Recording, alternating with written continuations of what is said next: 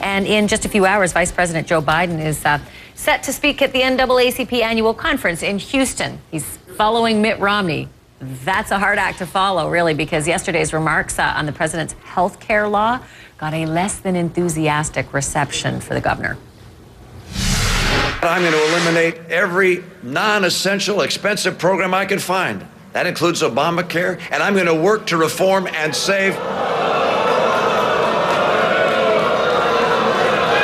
Now, Romney says he expected negative response, and now some analysts are asking, was his goal yesterday to court black voters or to show his mostly white conservative base that he could take his message to the heart of the opposition? CNN contributor Roland Martin has been covering the event all week, just a few blocks from the convention in Houston.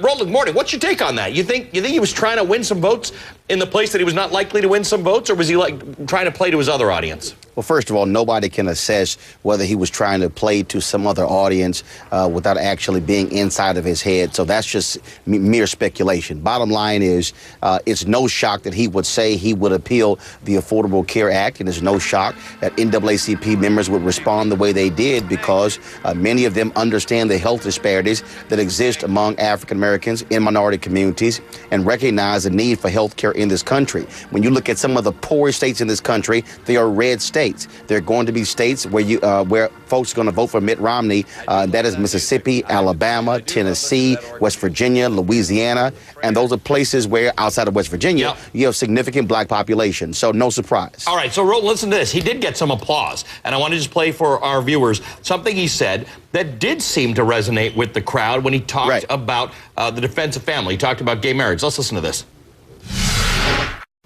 Any policy that lifts up and honors the family is going to be good for the country, and that must be our goal. As president, I will promote strong families, and I will defend traditional marriage.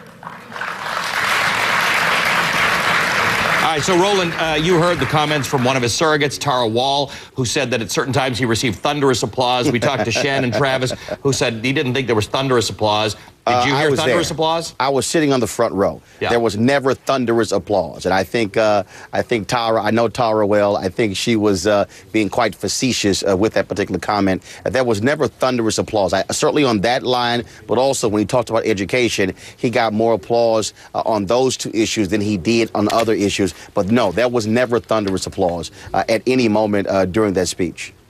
All right, so he goes to a fundraiser in Montana after this presentation, and Romney says the following with respect to the boos and the jeers that he got. He said, when I mentioned I'm going to get rid of Obamacare, they weren't happy. That's okay. I want people to know what I stand for. And if I don't stand for what they want, go vote for someone else. Here's the interesting part, Roland. He says, but I hope people understand this. Your friends who like Obamacare, you remind them of this. If they want more stuff from the government, tell them to go vote for the other guy. More free stuff. But don't forget, nothing is really free. It has to be paid for by people in the private sector.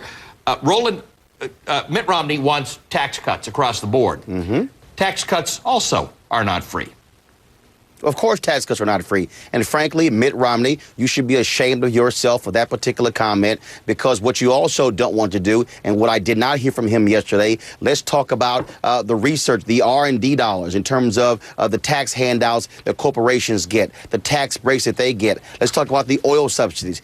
So do you want to call those things free? Fact of the matter is, the Bush tax cuts, whether Mitt Romney wants to admit it or not, played a critical role in also increasing the deficit in this country. Even extending the Bush tax cuts will increase the deficit according to the CBO. And so for Mitt Romney to say to the NAACP that if you invite me next year and I'm president, I'll come back, we can work together. But then when you want to make this comment, oh, they want free stuff. Yeah. Well, guess what, Mitt Romney? Again, there are broke, poor white people in the states that you also are trying to win, and we have to deal with the reality of that they also have bad health care. Not just the NAACP. Here's one reality that does and may resonate with a number of African Americans. The unemployment rate in the United States. You and I have talked about this for years. There's always been historically a disparity. There are more blacks unemployed in this country than whites always have been. But look at the difference now. 8.2% is the average unemployment in the country. 14.4% for blacks, and Republicans love to push this idea that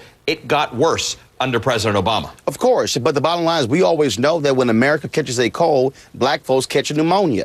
And so that's also why I think you have to look at the whole notion of what's happening with education, all of those particular areas. All of that has an impact when you talk about the unemployment rate. What Mitt Romney did not do yesterday, he did not address that critical issue. Black women, one of the fastest growing groups when it comes to small businesses. He made no mention of that. He also did not say what is he going to do when it comes to the housing crisis in this country. 53% of black wealth wiped out. If you start a small business, you're likely going to use a home equity loan. And so Mitt Romney said, this is what I'm going to do. Did he offer any specifics? No, he didn't, other than target federal dollars to each student when it comes to education. And so Mitt Romney has a lot more to do on that. But I will say this to Mitt Romney, you better get your act together and understand that the people you're also trying to get votes from, non-NAACP members in those red states, have some of the worst education schools out there, has some of the worst health care out there, and it'll be interesting to see if he is willing to have an honest conversation and a real plan to deal with that, even among his red state supporters. All right, Roland, got to go, but I got to tell you, I love the tie you're rocking and the square. Good to see you. Keep them honest in Houston. Roland Martin. Hey, he's a CNN contributor and he's the host of